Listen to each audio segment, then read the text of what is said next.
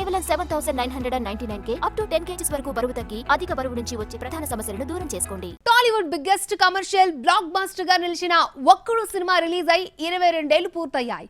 Sankranti block buster గా నిలిచిన ఆ సినిమాతో director Gunasekhar star film maker గా మారాడు. అయితే ఆ తర్వాత వరుస ఫ్లాప్స్ తో పెద్ద గ్యాపే వచ్చింది. అండ్ లేటెస్ట్ గా డిఫరెంట్ కంటెంట్ తో యూఫోరియాతో ప్రేక్షకుల ముందుకు రావడానికి రెడీ అయ్యాడు. మరి ఈసారైనా తన స్ట్రాటజీ వర్కౌట్ అవుతుందా? యూత్ కి కనెక్ట్ అవుతుందా? తెలుగు సినిమా యూఫోరియా యువత డ్రగ్స్ కు బానిసలైతే వారి జీవితాలు ఎలా నాశనమవుతాయి అనే సీరియస్ పాయింట్ ను టచ్ చేస్తోంది. ఈ సినిమాలో భూమిక ముఖ్యమైన పాత్రలో కనిపిస్తుండగా యంగ్ టాలెంట్ సారా అర్జున్ కథకు కీలకమైన లీడ్ రోల్ లో నటిస్తోంది. ట్రైలర్ చూస్తుంటే ఇది రెగ్యులర్ కమర్షియల్ సినిమా కాదు, పూర్తిగా కంటెంట్ ఓరియంటెడ్ మూవీ అనే ఫీల్ ఇస్తోంది. ట్రైలర్ రిలీజ్ ఈవెంట్ లో గుణశేఖర్ మాట్లాడుతూ సారా అర్జున్ ఒప్పుకోకపోతే ఈ సినిమా ఉండేది కాదు అని చేసిన వ్యాఖ్య ఇప్పుడు హాట్ టాపిక్ గా మారింది.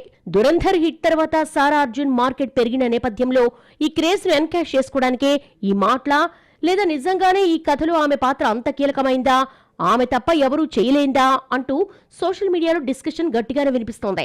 ట్రైలర్ చూస్తే భూమిక ఓ నేరస్తుడి తల్లి పాత్రలో కనిపించబోతున్నట్టుగా స్పష్టమవుతోంది.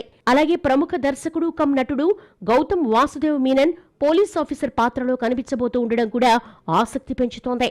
సంక్రాంతి సినిమాల హడావిడి తగ్గిన తర్వాత ఫిబ్రవరి 6, 2026 రిలీజ్ కానున్న ఈ సినిమా మంచి స్పందన అందుకుంటే గుణశేఖర్ మళ్లీ బిజీ అయ్యే అవకాశాలున్నాయి.